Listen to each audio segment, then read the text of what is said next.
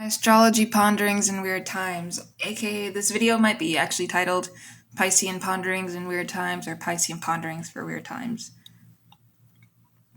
So, subscribe, like, comment, share my videos around, keep me going in the algorithm, and you will know my name very, very soon. But this video I wanted to go over the stars and human suffering, which is a scholarly examination of astrological interpretations of global catastrophes. These are 4 essays on astrology as a historical and cultural framework, with the first essay on the foundations of celestial history and astrology as an intellectual system for understanding catastrophe, with our introduction beyond the question of belief.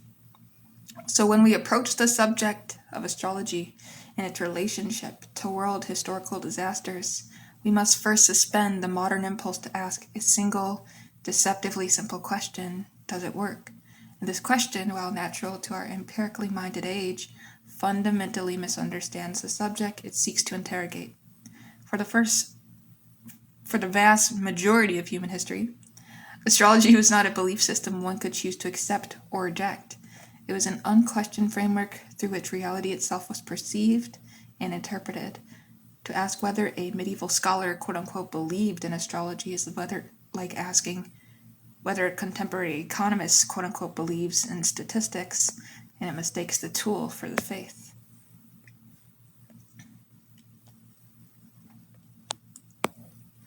And so this section of the video, the first of 4, establishes the intellectual foundations necessary for a rigorous examination of astrology's role in interpreting global catastrophe. We will explore the philosophical principles that rendered astrological thinking not merely plausible, but intellectually necessary for millennia, and we will examine the specific techniques developed by mundane astrologers, those who concern themselves not with individual fortunes, but with the fates of nations, empires, and civilizations.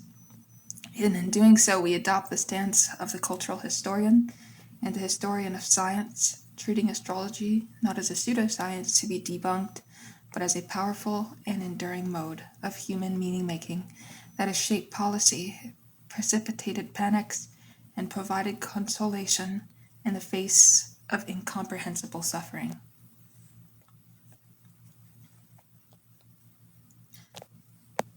So let's observe the macrocosm and the microcosm. A universe of correspondence.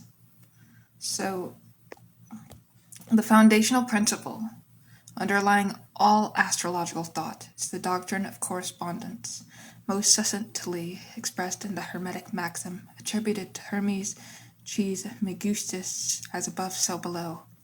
And this formulation, which appears in the Emerald Tablet, one of the foundational texts of Western esotericism, posits a universe of radical interconnectedness in which the celestial and terrestrial realms are bound together in a relationship of sympathetic resonance. So to understand this concept as its adherents understood it, we must resist the temptation to interpret it as a primitive form of causal thinking. The relationship between planetary motion and earthly events was not generally conceived as one of mechanical cause and effect, as if Jupiter's position somehow physically pulled upon human affairs. Rather, the relationship was understood as one of synchronicity, a meaningful correspondence between events occurring simultaneously in different registers of reality. The planets did not cause wars and plagues, they indicated them, serving as celestial signs that participated in the same underlying pattern of divine or natural order that manifested on Earth as historical events.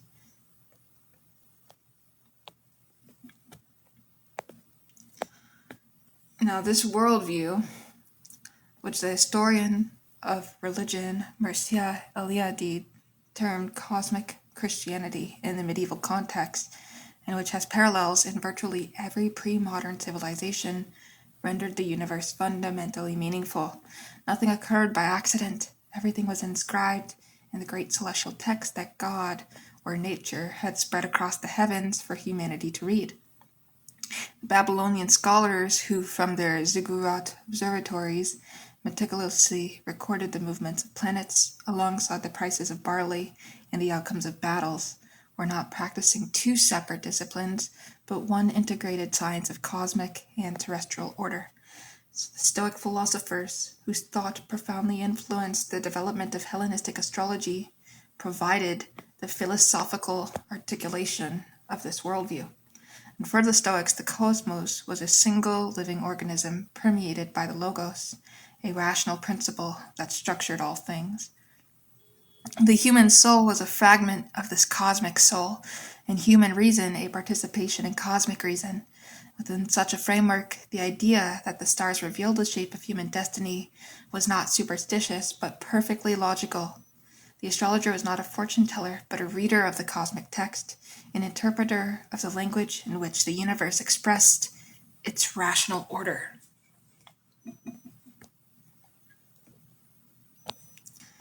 Now we observe the planetary cycles and rhythms of history.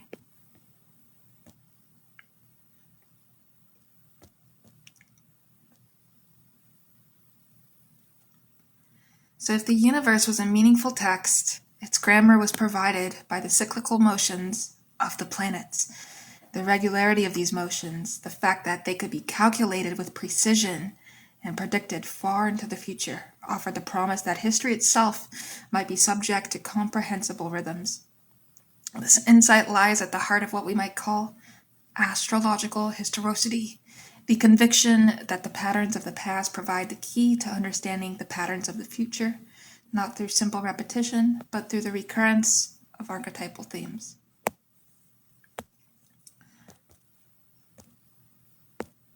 Slow-moving outer planets, Saturn, Jupiter, Uranus, Neptune, and Pluto were of particular importance in mundane astrology. Their long orbital periods making them markers of generational and epochal shifts. So Saturn, with its approximately 29-year orbit, came to be associated with structures, boundaries, limitations, and the weight of time itself.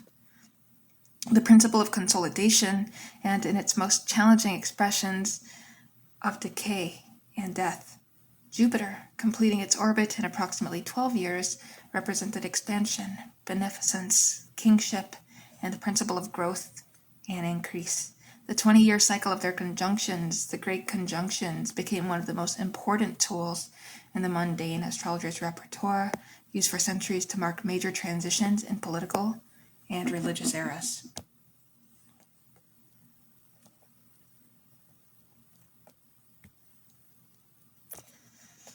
The medieval Arabic astrologer Abu Masar, also known as Abu Mashar, whose Introductorium in Astronomium was translated into Latin in the 12th century, and it became one of the most influential astrological texts in European history, developed an elaborate system of interpretation based on the great conjunctions. He argued that the shift from one triplicity, the grouping of signs by element, to another marked the rise and fall of dynasties and religions. When the great conjunctions moved from the earth signs to the water signs, for example, one might expect the emergence of new prophetic figures or the transformation of existing religious institutions. This was not superstition, but systematic historical analysis, an attempt to discern the deep patterns underlying the surface chaos of events.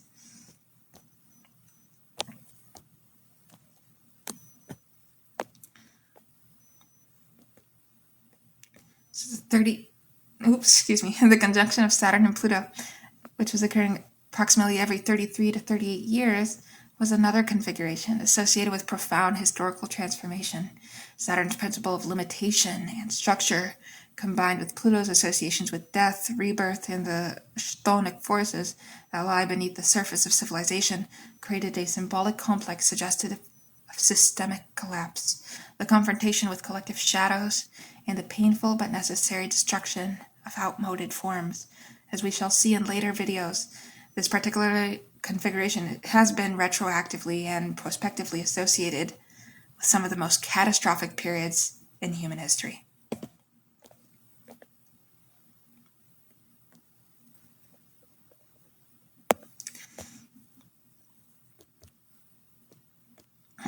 The technical apparatus of mundane astrology. So the mundane astrologer possessed a sophisticated technical vocabulary for analyzing the celestial signs.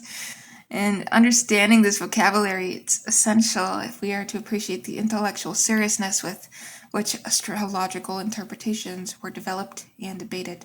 So great conjunctions, as we noted above, form the backbone of long-term historical forecasting. The approximately 20-year cycles of Jupiter and Saturn were themselves embedded in larger cycles. The approximately 200-year cycle of conjunctions within the same triplicity and the approximately 800-year cycle required for the conjunctions to move through all four triplicities. These nested cycles provided a temporal framework within which the rise and fall of empires could be mapped and anticipated.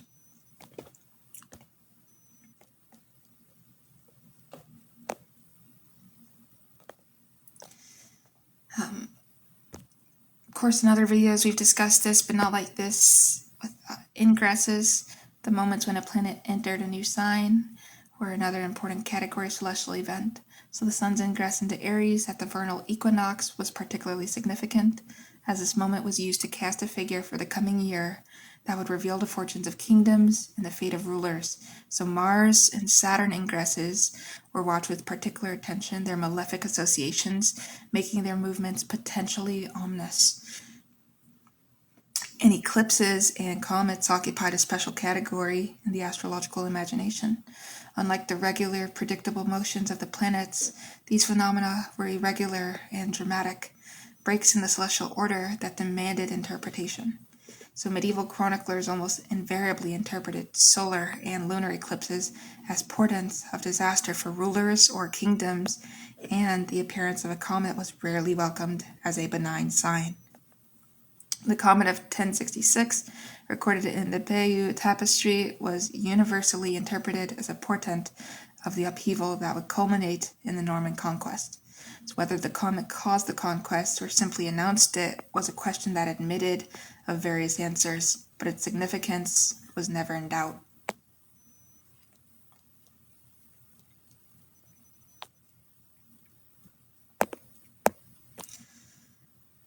The development of horoscopes for cities and nations, so-called foundation charts, represented another important technique.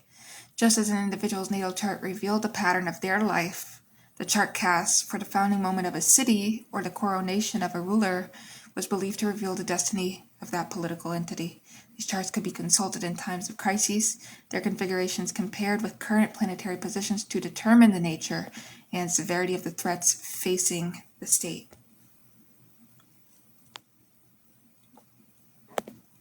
Astrology as epignostics, reading the signs of disaster. So, the German scholar Heike Sam, in her analysis of medieval responses to natural catastrophe, has introduced the useful concept of epignostics, a mode of interpretation that seeks not to predict future events, but to understand events that have already occurred. This distinction is crucial for a proper understanding of astrology's historical role. So while astrology was certainly used for prediction, indeed, this was one of its primary functions. It was equally important as a retrospective interpretive framework. When catastrophe struck, when plague depopulated cities or famine withered harvests, survivors were left with the urgent need to understand what had happened and why. Astrology provided the grammar for this understanding by examining the celestial configurations at the time of the disaster, or by tracing the sequence of celestial events that preceded it. The astrologer could demonstrate that the catastrophe was not random, not meaningless, not the mere play of blind chance, but part of an ordered cosmic pattern.